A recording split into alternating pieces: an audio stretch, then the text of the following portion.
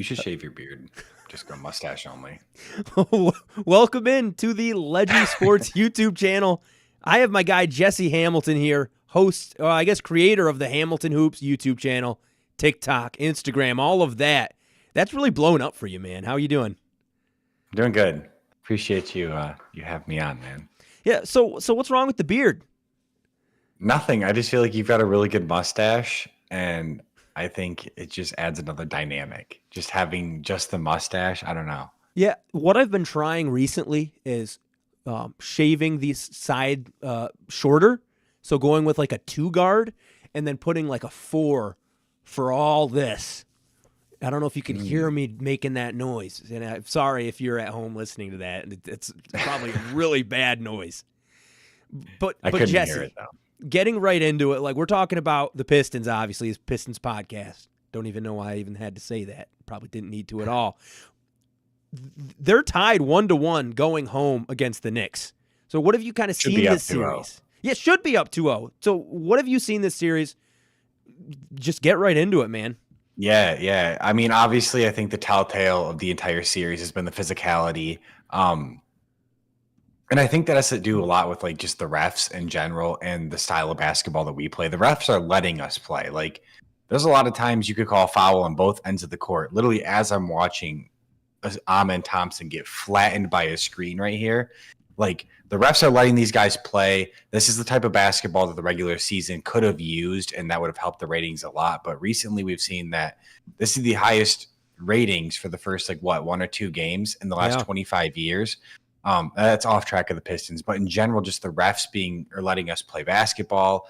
I thought Asar Thompson doesn't get enough credit. The first game wasn't very great, but this last game, just what he does on Jalen Brunson, he makes it so difficult. And whether or not Jalen Brunson gets a basket on Asar, that doesn't matter. It's the fact that Jalen Brunson's taking 20 seconds to score. He's banging down low with a dude that's 6'7", okay, come on now.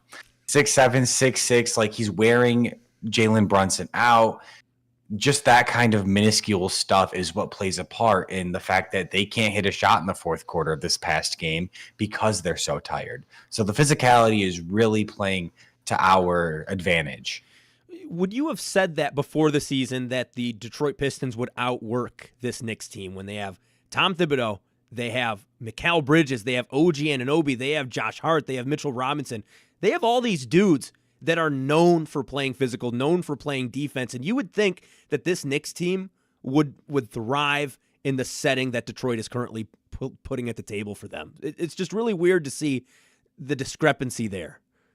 Yeah, I don't know if I would have said that in the beginning of the season, but I also don't know if I ever have thought of the Knicks as like a grinded out kind of team. I mean, for a while, like the Grizzlies, that was like one of those teams with Dylan Brooks, like that was one of those grinded out, like tough teams. And it seems like Houston is kind of like that as well. Detroit is there, and New York is just not a team I would categorize like that as of right now.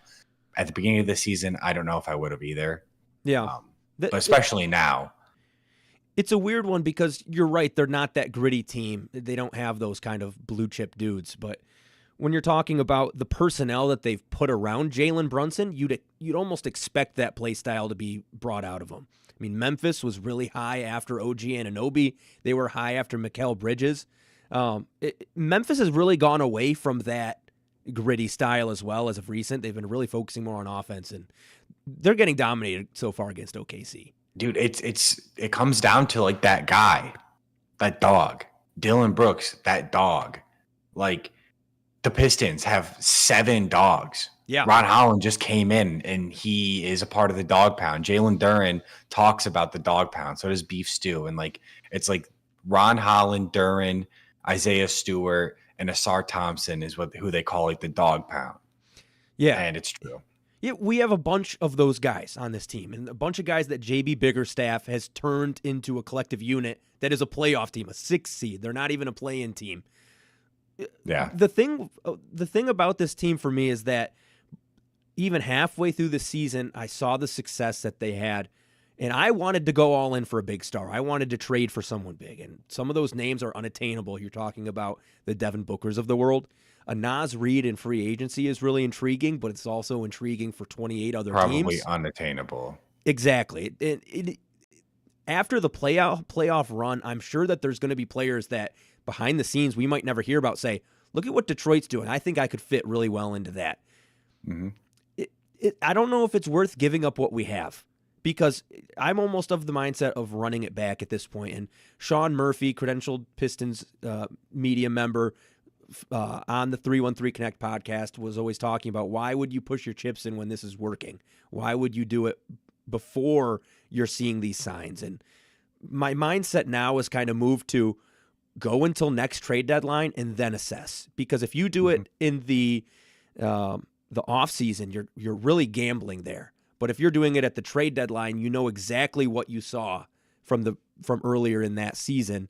You could then kind of make that move, and you're not guessing at that point. Yeah, no, that's a great point. And obviously, I mean, all of us, I think, would love the opportunity to have Devin Booker in Detroit, especially with him being a Michigan native. Like, it'd be fun. But we're doing all this. We're a 6 seed, like should be up in against New York right now, have a chance to take the series. And we're doing it out without Jaden Ivey, a 17 plus point per game scorer this season, like was having a phenomenal year, shooting the SHIT out of the rock. Like that dude was playing so good until January 1st when he snaps his leg. But like we're doing all of this without our second best player, a guy who is capable of averaging 20 plus. He's a proven shooter at this point now, somebody who can space the floor with Cade, who can take over next to Cade. You got to run it back another year and see how this like improvement of this team looks with Jaden Ivey next year. Yeah, there's no need to rush it because what you don't want is to absolutely fall off and then get back into the play-in next year. Your goal is to stay in the 6th seat at least, at the minimum. I mean, you really want to try to get home court advantage. You see what happened with the Magic this year. Obviously, a lot of it was due to injury, but also team construction to a certain extent. There's a lot of different factors that go into teams and what happens with them. Like even let's talk about the Raptors even. They went from being this promising team that was in the play-in and people thought, being in a play-in is a good thing. Now they're one of the worst teams in the league. I mean, growth isn't always linear, and it feels like they kind of went the approach of, let's trade for Brandon Ingram. Let's then trade before that for RJ Barrett and Emmanuel Quickley. Let's kind of build this team quickly. But they built it so fast without even really seeing what works together. And they're already talking about maybe moving off of RJ Barrett. So there's just two polar opposites here, and I really am impressed with Trajan Langdon and his patience so far in this rebuild because it's just showing a composed manager that's not rushing to do things. Yeah. Well, I think a lot of it comes from the fact that we didn't expect this. Like, we had no idea that Tim Hardaway Jr., Malik Beasley, and Tobias Harris were going to be the pieces that we were missing. Like, who would have thought that? I think we were all a little confused trading away Quentin Grimes, even though we kind of figured he didn't want to be here. We ended up getting Tim Hardaway Jr. in 2 seconds or something like that for Quentin. So, I mean, it ended up working out perfectly fine, but I don't know if anybody saw Tim Hardaway Jr. being this starting piece like throughout the entire regular season, like a genuine, like good piece to this rebuild. A lot of people just saw him as like a shot chucker next to Luka, who couldn't really get minutes at that point, like phasing out of the lineup. And then he comes in and is great. Tobias is now in his second stint with Detroit, and now in both times he's been with Detroit, he's made the playoffs. So obviously Tobias has some sort of effect on winning. And then Malik Beasley having the greatest season of his career, quite possibly should have won Sixth Man of the Year. I mean, that's debatable. Obviously, the Celtics were great. Ty Jerome was a great sixth man. But like these pieces played above and beyond, and hopefully we can get the same type of performance from them next year. But like we got a lot of surprising performances this season from some surprising guys, and we had some breakout performances. Like Jalen Duren turned it around after that All-Star break, like complete 180. So like, it's more or less just on the guys playing so good rather than Trajan bringing in like these big name kind of things. He just brought in guys to fill the gaps, and it worked. Yeah, he worked really closely with JB Bickerstaff to kind of pick a team that could play the style JB wanted to play. And like I mentioned earlier, Tobias Harris, Malik Beasley, Tim Hardaway Jr., even Dennis Schroeder, aren't known for being these elite defenders. So the fact that he was able to get that out of them is insane. And they're also not known for being too quick. I mean, they're older players, but they're coming into a system that's near the top in defense and number 2 in fast break scoring. So there's a really good cohesion, and I feel like in the past, the Pistons have always had this sort of multi-brained sort of approach to building the team, but it feels very united with this crew. Speaking of the old crews that weren't very united, Troy Weaver, former Pistons general manager, and then after that, senior advisor for the Wizards, was hired as the general manager for the New Orleans Pelicans under Joe Dumars. So 2 big Pistons connections there. I don't really understand how Troy got a job that quickly of that status, because we saw what he did in Detroit. He was actually a really good scout, and I don't think anybody is going to say he was a bad scout. But that's not what it takes to be a GM. It takes everything. It takes all the different facets of the role. Joe Dumars as well built that 04 championship team when nobody thought those guys would be anything. So, but then he also ran a lineup of Josh Smith, Greg Monroe, and Andre Drummond out there. So yeah, he lived in the past for a while. He didn't evolve quickly enough. Mm-hmm. Troy Weaver. I don't want to talk too bad about the guy, because he obviously led us to getting a lot of the pieces that went into this roster. But I do think Trajan Langdon was the one who was able to piece it together by putting complementary role players that actually fit. Because let's say Troy Weaver was here. I don't think the Pistons would be in the play-in, because he wouldn't have put the players around Cade. If you're talking about the players that Cade passed it to this year and got assists to, Jalen Duren, obviously number 1 pick-and-roll partner, one of the best pick-and-roll duos in the NBA. Number 3, 4, 5 were Tim Hardaway Jr., Malik Beasley, and Tobias Harris. That's assists too. So yeah, I don't know. Do you think Trajan's success led to Troy Weaver getting a job quickly? Well, you have to remember that what Troy Weaver did before Detroit was in OKC, and another big thing was his scouting in OKC, right? And I can't exactly put the names to Troy Weaver that he was scouting in his time in OKC, but that was a big reason that we hired him, was his player development, his scouting. Like, he had a good eye. And you can credit, I mean, he made some really good picks. Sadiq Bey and Isaiah Stewart were great picks for where we got him at. Trading back for Duren, or what was it? Did we trade back for Duren? No, it was trading out for Duren, or trading just in for Duren. I don't think it was trading in up. for Duren. Yeah.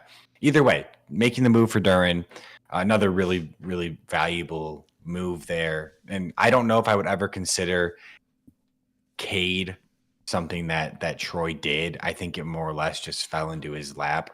I mean, maybe at the time I remember us considering like Jalen Green was possibly the number 1 pick, but so maybe if you give him credit for taking Cade over Jalen Green, but I think everybody unanimously thought it was going to be Cade. Yeah, actually, interrupting you real quick, I think it was Mobley, because we know Troy Weaver's fascination with centers. I mean, he stockpiled him, man. He stockpiled him. We know he would have taken James Wiseman over Anthony Edwards, over LaMelo Ball, if they had the number 1 pick that year. Cade Cunningham is one of those guys where I just don't know how he wasn't number 1 consensus the entire time. And I've talked to people close to the team that have mentioned that it literally was the day of the draft. He woke up and was still trying to figure out if he was going 1 or who was going 1. So that's scary, man. It's scary. It's scary, but at the same time, it's like you're doing your due diligence, but also it's like the right pick's in front of you, and that's also me and you as a fan coming in and saying that. But it just that's what they did with Darko. They woke up one day in one workout with Darko and thought he was the pick. So, like, I just feel like sometimes you got to trust your gut. And at the time, we shouldn't have trusted our gut with Darko. You trust your gut with Cade Cunningham, and obviously it worked out. So we're not even talking about the past anymore. I just got to say, I feel for the Pelican fans. I hope everything goes well. I love Zion. I want to see Zion, have a great career. And especially if he can do that in New Orleans for the rest of his career, that'd be great. Yeah. But I mean, losing out, Dyson was a huge piece to lose out on. And then it's just the injury bug. And now you lose out on Brandon Ingram for virtually nothing. Yeah. I mean, it was Kelly Olynyk and Bruce Brown. Yeah. Bruce Brown's good, but like that's for Brandon Ingram. Yeah. I'm interested to see what happens with Zion because I think there has been reports that Zion is going to be traded. That was kind of the ownership's requirement for Joe D. Going back a little bit, I do think the fit with Weaver and Dumars is at least intriguing because it puts two really good basketball minds together. I think the fault with Troy Weaver was not having a president above him, and because it was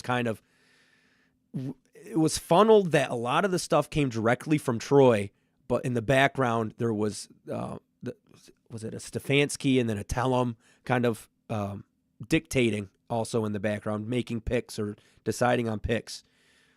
But having Weaver mixed with a Joe Dumars and those guys being kind of the leads of that Pelicans organization, I think could be really intriguing. So, I would be scared if I was a Pelicans fan looking at what happened with the Pistons, but I think you have to look at the success that both have had previous in their careers before it fell off.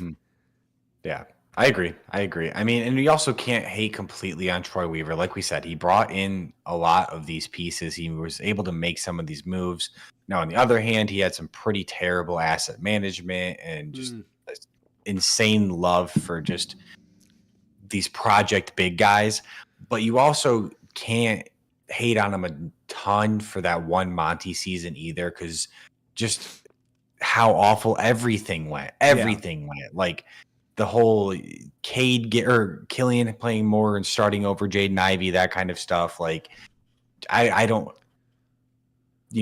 hate on him too much for that season specifically. You got to give him some love and some credit for what he was able to bring to Detroit at least. Yeah, and I'm curious how much of that year resulted from the coach Monty Williams and Troy Weaver not having that unison thought process when it came to being on the building same page. Yeah, being on the same page.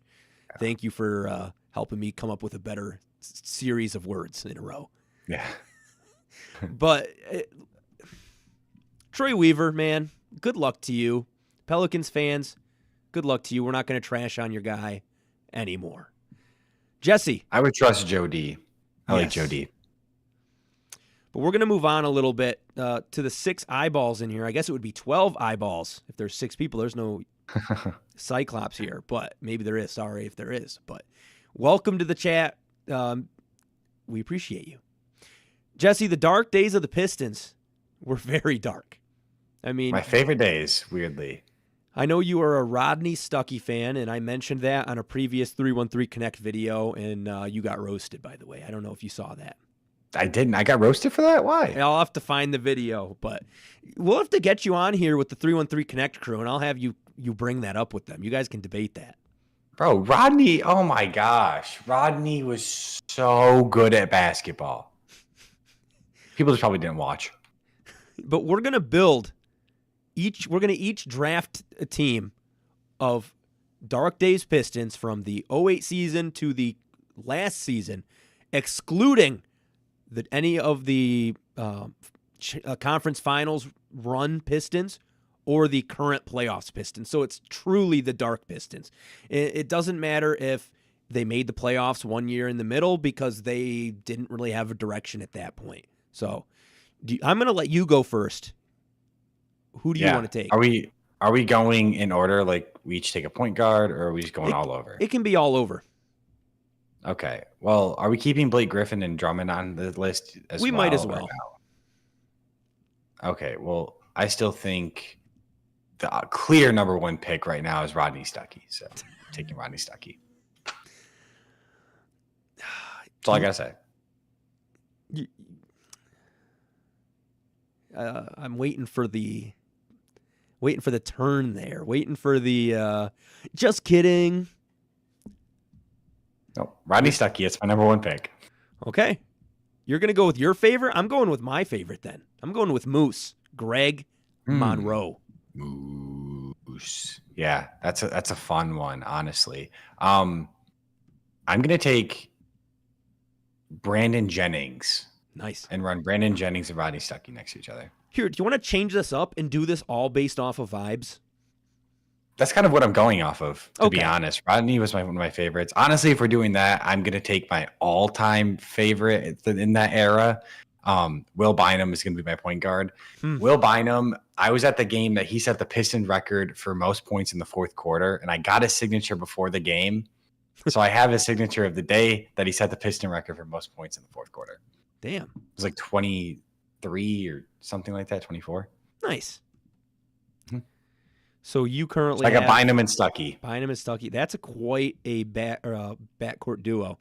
You know, Dude, I had season tickets literally from like 2011 to 2013, and like that was just prime Will Bynum, Rodney Stuckey era, man. Yeah. Will the Thrill. Don't talk about his recent legal history. Yes, we are just talking about basketball. I'm going to go with one of my other favorites, Jonas Jerebko. He's going to be at game 3. So I'm excited to see that. Hopefully they put him on the Jumbotron. They will. That was one call out I made on a prediction video, on a 313 Connect video. And I mentioned him. So I love Jerebko. I have his signature on a hat. Nice. I also got to see Austin Day hit a game winner against the 76ers, I think in 2011. Little fadeaway game winning out of the corner 3. But if we're going off vibes still, of course, I've got to take my big man. I'm taking Jason Maxiell. Nice. I was looking at that one. Mm-hmm. Okay. This is where it gets tough for me because Jonas Jerebko, Greg Monroe were my favorites, and then everyone else I kind of despise a little bit for some different reasons. I'm going to go with Luke Kennard. I loved Luke Kennard. I think that's a good little pick there. Yeah, I like Luke. Wait. Never mind. Oh, no, go back. What do you want? I'm going to take Jody Meeks. Oh, Jody Meeks is a fun one, man. Sniper. Is there any Roddy Magruder on here? Oh God. I don't it's not on the list, but you can take it. It's I'm not going to be taking Magruder, but dude, somehow that man was sticking around on oh wait, no. That was just kidding. I was thinking of Langston Galloway, who was hanging around I was gonna say Olympic teams. I was gonna say Rodney Magruder, man. You're a sick man. Rodney, man. But Magruder Langston Galloway, that's guy. a good one. Magruder was a fun guy. Honestly, I felt pretty bad for this guy for a long time. He's recently spoken out about his just like troubles during his time during Detroit. But I'm taking Charlie Villanueva, man, because I feel so bad. But he was a dog. He was a dog. So give me Villanueva. He's going to run my 4. So I think we're kind of we're seeing the trend with each of our teams, kind of which era was our favorite. Yeah. Next up, I'm going to go my point guard, Ish Smith. Ooh, fun. Ish was really good in Detroit, actually. Yeah, he was a good, serviceable backup. That was probably like some of his best years of his career were in Detroit. Are we doing head coaches too? I call Maurice Cheeks. Mo Cheeks. I always want Mo Cheeks. Lastly, I need a small forward, and honestly, I don't know if I love many of these guys. When was Omri Caspi a Piston? Yeah, I see him on the list here. I don't ever remember that being a Piston. I was going to take Austin Day, but honestly, I think I'm going to take. Never did. I don't know why. ChatGPT is a liar, man. That's what I'm saying. Austin Day. I was that is not a Piston. Okay, I know all the hate that goes for AI. For things like this, where I'm just like, okay, I just want a quick list. Can you organize this for me? It's nice, but it lies a lot. It's bad. It lies. You can ask it for something specific and it'll give you an answer and you look it up. It's not real. And you say, hey, that's not true. And they're like, oh, must have made a simple mistake. That's not a mistake. Why did you put on? And then it makes the same mistake again. It doesn't correct itself. Yeah. Okay. Did you pick yet? No, I got caught up with Omri Caspi. Sorry, not rushing you at all. Austin Day. No. So, man, I love Austin Day, to be honest. But I will be taking Jeremy Grant. He was really good in Detroit. That was who I was going to pick there. So I loved his Detroit days, man. He was good. Imagine. Good vet for Cade to come in with, too. Yeah, he got a lot of hate, and a lot of people thought he was kind of trying to be the alpha even when Cade was here.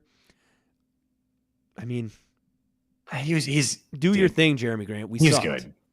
He was good. Yeah. Who cares? And honestly, I very vividly remember him in like red jerseys.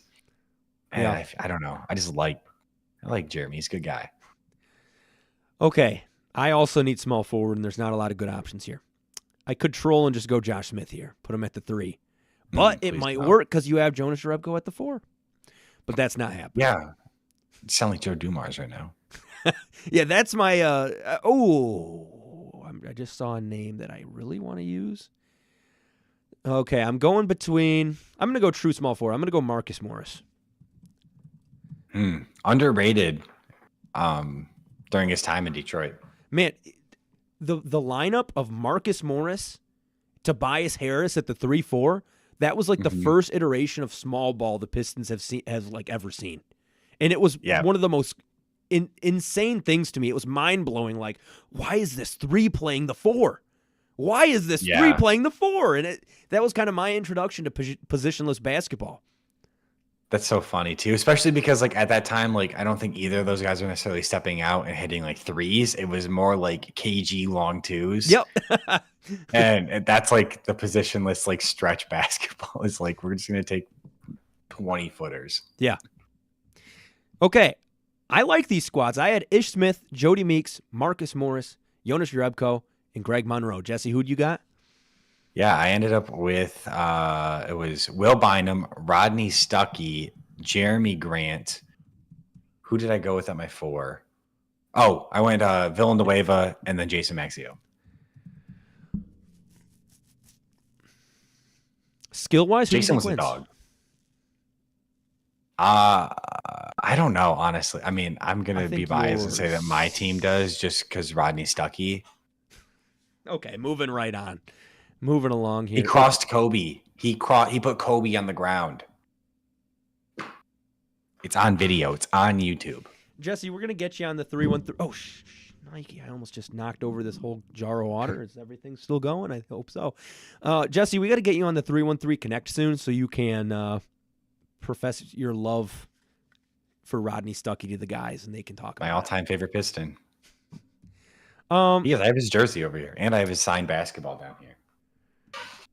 Okay. What else did we have on here, Jesse? My notes are completely gone. I think that was it. Was that those really 3 things? I think it was. Did we really talk about for this next game? Huh? Predictions for the next game, Game 3. Yeah. Okay. Thank you for. How you feeling? Thank you for being a host here when we obviously don't have one right now. So Game 3, I'm feeling pretty confident because you could see that Detroit made New York have to kind of change their play style, and they're going to have to change it again into Game 3 because they just lost, and what they did was not working with Jalen Brunson flopping to end games. The Pistons, though, their adjustment from Game 1 to Game 2 worked, even though they could have won Game 1 as well. Seeing Cade Cunningham operate with Dennis Schroeder with Cade Cunningham more with Dennis Schroeder as a scoring guard instead of the facilitating 12 assist guy we see, he only had 3 assists. And that's the thing that speaks to me so much because it's not like Schroeder was getting so many either. He had 3 as well. You're talking about this Pistons squad that was able to adapt and overcome another run when New York got up 4. Going into Game 3, what do they have to change? I don't really think much because if you keep Cade on the attack, he was torching OG Anunoby. He was torching Mikal Bridges. If I'm the Knicks right now, man, I'm a little bit scared. Yeah, from the Knicks standpoint, you got to get Karl-Anthony Towns involved. He didn't score in the second half at all, right? He only shot 3 times in the second half. Yeah, he played 33 minutes on a Tibbs team where he normally plays 40 plus. If you're the Knicks, you got to get more from OG and Mikal. You need Cat to be Cat, and you have to get him involved as well. He's not great sometimes at getting himself involved, so you kind of have to draw stuff up for him and get him involved with some action. On Detroit's end, we shot 3 for 23 from 3, and we still won the game. Is that really what it was?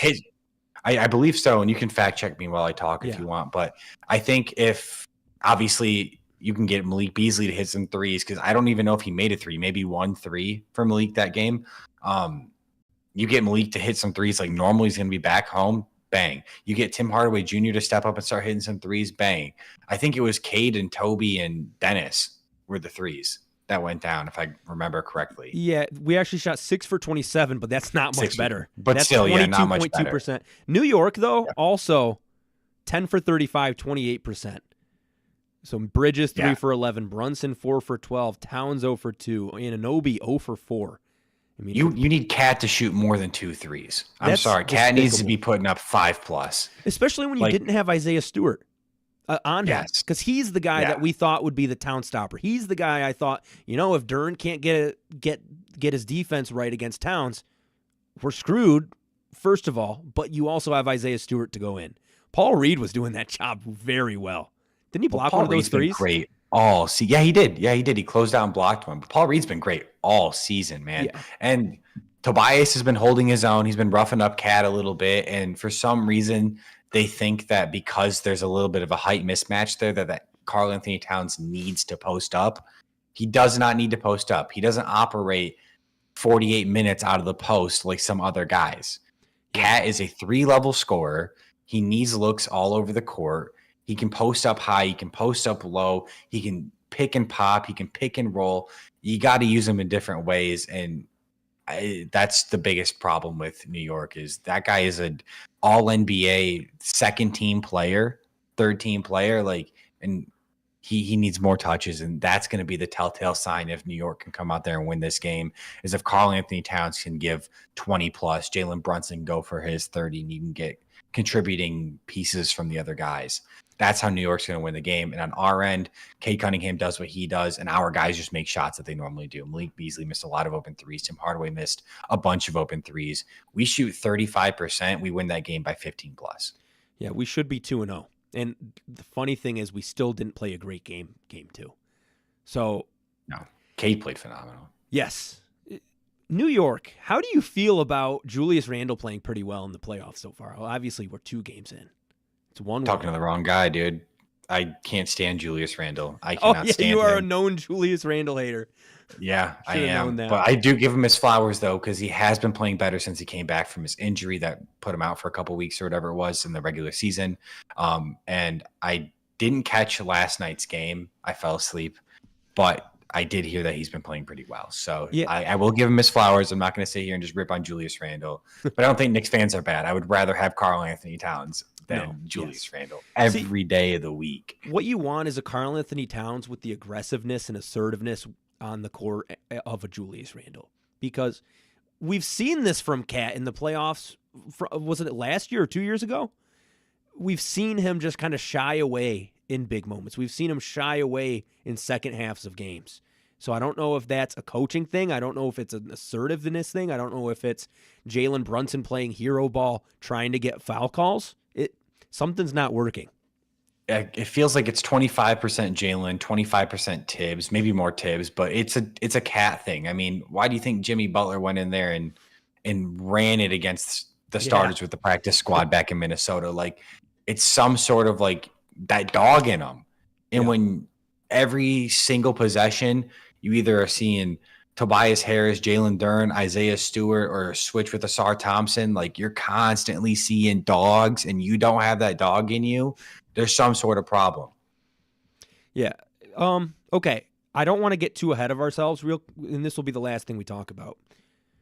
How do you think this Detroit team does against the Boston team? I don't think they're going to win. Do you think they take a game? Maybe. Or do you think Boston just kind of goes elite, tries to get some extra rest before the conference finals? No, I don't think because, I mean, if they watch us beat New York and they know what kind of team we are, we didn't beat them this year, did we? Yes, we did. Or did we get a game? I thought we got one against them. Yeah. Like, obviously we can beat them. We can beat any team in the league. And if you're not coming with your A game, if, Tatum's not going to play and Jaylen Brown's not going to have a crazy night like he did tonight, the Magic could have beat them tonight. I think we have a chance. We could take a game or two or more if they don't come out ready and swinging. Yeah. And you already know Malik Beasley's going to have a little chip on his shoulder going against Peyton Pritchard. Yes. And the thing is, Boston because they're going against Orlando and it feels like they have that settled, they can already kind of have some of the staff focused on the next series. And maybe there's some of Pistons staff already focusing on Boston, but I feel like Boston is a little bit more in the position to do that. So they're going to figure out ways to stop Cade that New York is not able to do. And they're going to be able the guys to do that. Yeah, the personnel. I mean, when we're talking about, or when we talked about earlier, how New York has these guys that should go into being a gritty team, Boston has that. They have the guys and they have that personality. Yeah, Derek White, Drew Holiday, like those are the gritty defenders that you want, the gritty that they'll do whatever they need to win a championship, to win a game, whatever it is. Like those are the kind of guys you want. And we've seen that from them. It's proven. We saw it last year. We know Drew Holiday is that guy. He already has another championship with Milwaukee.